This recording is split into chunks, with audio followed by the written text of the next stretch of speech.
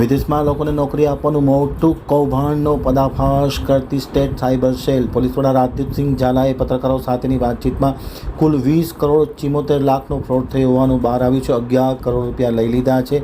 Digital arrest કરીને નાણાંની 2 કરોડની રકમથી સોનાના બિસ્કિટ ખરીદ્યા હોવાનું તપાસમાં સામે આવ્યું છે। ત્યાર સુધીમાં 20,000 ખાતાનું એનાલિસિસ કરવામાં આવ્યું છે। હવે છે ગાંધીનગર આમતક ન્યૂઝ બ્યુરોમાંથી જે.કે. પટેલનો એક વિસ્તૃત અહેવાલ। ભારતના યુવાનોને વિદેશમાં નોકરી માટેની લાલચથી થાઇલેન્ડ લઈ જવામાં આવ્યા હતા। યુવાનોને સાયબર ગુલામી કરવામાં આવે છે। ગુજરાતના 13 થી 15 યુવાન યુવતીઓ ફસાયા હોવાનું બહાર આવ્યું છે। ગુનામાં એક વ્યક્તિ સંડોવાયેલા હતા। હિતેશ સોમૈયા ભારતના યુવક યુવતીઓને ટાસ્કથી ડરાવી ધમકાવીને કામ કરાવતો હતો। હિતેશ સોમૈયાને ભારતના કર્મચારી $1,000 થી $2,000 મળતા હતા। આ પ્રવૃત્તિ મ્યાનમાર કંબોડિયામાં વધુ ફ્રોડ ચાલી રહ્યો છે। સમગ્ર વિસ્તારમાં ગુનાઓનું મોટું હબ છે। ગુજરાતીઓને પરત લાવવા માટે સરકાર કટિબદ્ધ છે। અલગ અલગ સ્કીમોના યુનિટી બનાવીને કામ કરવામાં આવતું। યુવકના પાસપોર્ટ જમા કરી લેવામાં આવતા હતા। સાયબર ક્રાઇમમાં ફેસબુક પ્લેટફોર્મથી અભ્યાસ કરી લાલચ આપી વિશ્વાસ કેળવતા હતા। AI બેઝ વાતાવરણ ઊભું કરી પોર્ટલ બદલી અને ફ્રોડ કરવામાં આવતો હતો એમ સ્ટેટ સાયબર સેલના વરિષ્ઠ અધિકારી પોલીસ વડા રાજદીપસિંહ ઝાલાએ મીડિયા સાથેની પ્રતિક્રિયામાં આ માહિતી આપી હતી। હવે તેમની જે મુલાકાતના પ્રસ્તુત અંશો વિદિત હોય એ રીતે કે ભારતના ઘણા બધા યુવાનો વિદેશમાં નોકરી માટે જતા હોય છે। ઓનલાઈન અલગ અલગ પદ્ધતિઓથી યુવાનો યુવતીઓને ડેટા એન્ટ્રી કે અન્ય જોબની લાલચ આપી અને થાઇલેન્ડ લઈ જવામાં આવતા હોય છે। અને થાઇલેન્ડ લઈ ગયા બાદ ત્યાં એક મોઈ નદી છે, એ મોઈ નદી પાર કરે એટલે તરત મ્યાનમાર શરૂ થાય છે। મ્યાવાડી વિસ્તાર, મ્યાવાડી ટાઉન છે, તો નદી પાર કરાવીને થાઇલેન્ડ પછીથી એમને ત્યાં લઈ જવામાં આવતા હોય છે। અને ત્યાં અલગ અલગ કોલ સેન્ટરો કે કંપનીઓમાં એમની પાસેથી સાયબર ક્રાઇમ કરાવવામાં આવતું હોય છે, જેને સામાન્ય રીતે અત્યારે સાયબર ગુલામી શબ્દ તરીકે ઓળખીએ છીએ। આવા ઘણા બધા નાગરિકો કોઈ રકમ આપીને પરત આવ્યા હોય છે, એમ્બસીની મદદથી પરત આવ્યા હોય છે। આવા નાગરિકોના છેલ્લા 6 મહિનાના સ્ટેટમેન્ટ અને ડેટાનું analysis cyber centre of excellence દ્વારા કરવામાં આવ્યું અને એના ઉપરથી ગુજરાતના જ 12 થી 15 યુવાન યુવતીઓ અને અન્ય રાજ્યના 3-4 એમ 16-17 યુવાન યુવતીઓ એક જ વ્યક્તિના મારફતથી ત્યાં નોકરીએ ગયેલ હોવાનું ધ્યાન પર આવતા એ વ્યક્તિ હાલમાં ભારત મળી આવતા હિતેશ અર્જનભાઈ સોમૈયા રહેવાસી પોરબંદરનો છે, હાલ વેરાવળ રહે છે।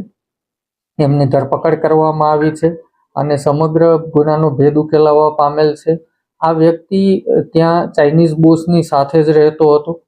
કેકે પાર્કમાં, કેકે પાર્ક 1 થી 5 મ્યાવાડીમાં આવેલા છે। દરેક કેકે પાર્કમાં 200 થી 250 કંપનીઓ આવેલી છે અને દરેક કંપનીઓમાં 100 થી 200 લોકો પાસે આ પ્રકારનું કામ કરાવવામાં આવે છે। જેમાં હોંગશેંગ કંપની જે છે એનો માલિક જે ચાઇનીઝ છે એનો આ ખૂબ નજીકનો હતો, એની સાથે જ રહેતો હતો। ભારતથી જે યુવાન યુવતીઓ જતા હતા એનું ઓનલાઈન વિડીયો કોન્ફરન્સથી ઇન્ટરવ્યૂ કરવાનું કામ પણ આ કરતો હતો। ત્યાં એ લોકોને ટાસ્કિંગ કરવાનું, ટાસ્ક ન કરે તો ધાક ધમકી આપવાનું અને એમની પાસેથી કામ કરાવવાનું કામ આ વ્યક્તિ કરતો હતો। એમ આનો રોલ ખૂબ મુખ્ય છે આ ગુનામાં। એવા હિતેશ અર્જનભાઈ સોમૈયાની હાલ ધરપકડ કરવામાં આવી છે અને એમની પાસેથી ઘણી બધી વિગતો પ્રાપ્ત થઈ છે, જેના ઉપર સાયબર સેન્ટર ઓફ એક્સેલન્સની ટીમ આગળ કામ કરી રહી છે।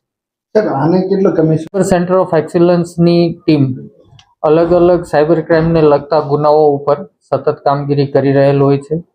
જેમાં એક મહિલા નાગરિક સાથે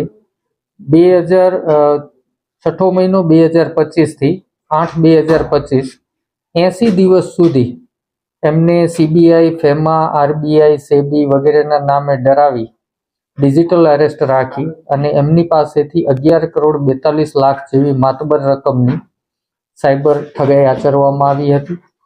આ ગુના ઉપર ટેકનિકલ અને એમના પેમેન્ટ ફ્લો ઉપર કામ કરતા ધ્યાન પર આવેલ કે એ પૈકીના 48 લાખ રૂપિયા કેરલાના એક બેંક એકાઉન્ટમાં જમા થયેલા હતા।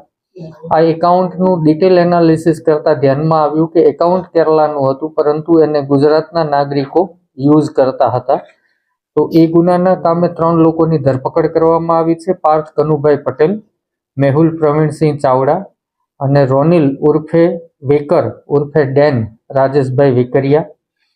આ અકાઉન્ટમાં કુલ 4 કરોડથી વધારે ડિજિટલ અરેસ્ટના નાણાં આવેલા હતા, જેમાં ગુજરાત રાજ્યનો 1 ગુનો, આંધ્રપ્રદેશનો 1 ગુનો, પશ્ચિમ બંગાળ, મહારાષ્ટ્ર અને તેલંગાણાના 1 એમ કુલ 5 જેટલા ડિજિટલ અરેસ્ટના ગુનાઓનો ભેદ ઉકેલાવા પામેલ છે. આ જે રકમ એમના ખાતામાં આવેલી હતી એમાં ટોટલ જે ફ્રોડ થયું છે 20,74,00,000નું ડિજિટલ અરેસ્ટનું આ 5 ગુનામાં ફ્રોડ થયેલ છે. અને આ રકમ 4 કરોડ જે ખાતામાં આવ્યા હતા એમાંથી 2,90,00,000 રૂપિયાના સદર આરોપીઓએ સોનાના બિસ્કિટ લઈ લીધેલા હતા, જે અનુસંધાને અન્ય એક વ્યક્તિની તપાસ હાલ ચાલુમાં છે. પદ્ધતિ એવી હતી કે ત્યાંનો કોઈ પણ કર્મચારી ભારતથી કોઈ પણ નવા કર્મચારીને લઈ આવે તો એને 1 થી 2,000 ઇન્સેન્ટિવ આપવામાં આવતું હતું, $1,000 થી $2,000. અને એમાં હિતેશનું જે પાર્ટ હતો એ ચાઇનીઝ બોસ ચૂકવતો હતો.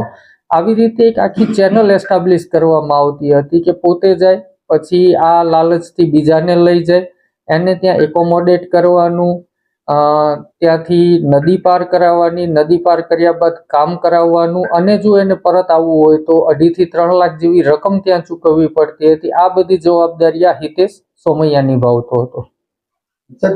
હાલમાં જે દિલ્હી ખાતે 9 ગુજરાતીઓ પરત આવેલા છે, જેને રિસીવ કરવા માટે સાયબર સેન્ટર ઓફ એક્સેલન્સની ટીમ દિલ્હી ખાતે આજે જ રવાના થઈ છે. અને અન્ય જે ગુજરાતીઓ ત્યાં છે એના માટેની હાલ કામગીરી ચાલી રહી છે. કેન્દ્ર સરકાર, ફોરેન અફેર મિનિસ્ટ્રી, આપણી ગુજરાત સરકાર અને તમામ લોકો આના ઉપર ગંભીરતાપૂર્વક કામ કરી રહ્યા છીએ. મોટાભાગના આ જે દેશો છે કે કંબોડિયા છે, લાઓસ છે, મ્યાનમાર છે અને થાઈલેન્ડ છે, આ જગ્યાએ નેટવર્ક મુખ્યત્વે જોવા મળે છે, જેમાં ક્રાઇમની પેટર્ન પણ અલગ અલગ જોવા મળે છે. જેમ કે આ જે મ્યાનમારમાંથી જે પકડાયું છે, આ મ્યાનમારનું મિયાવાડી સેન્ટરમાં ત્યાં મોટાભાગે ઇન્વેસ્ટમેન્ટ ફ્રોડ કરાવવામાં આવતું હતું અને ક્રિપ્ટો ઉપર ઇન્વેસ્ટમેન્ટ ફ્રોડ કરાવવામાં આવતું હતું, જ્યારે કંબોડિયા જે છે એ ડિજિટલ અરેસ્ટ અને એ પ્રકારના ગુનાઓનું હબ છે.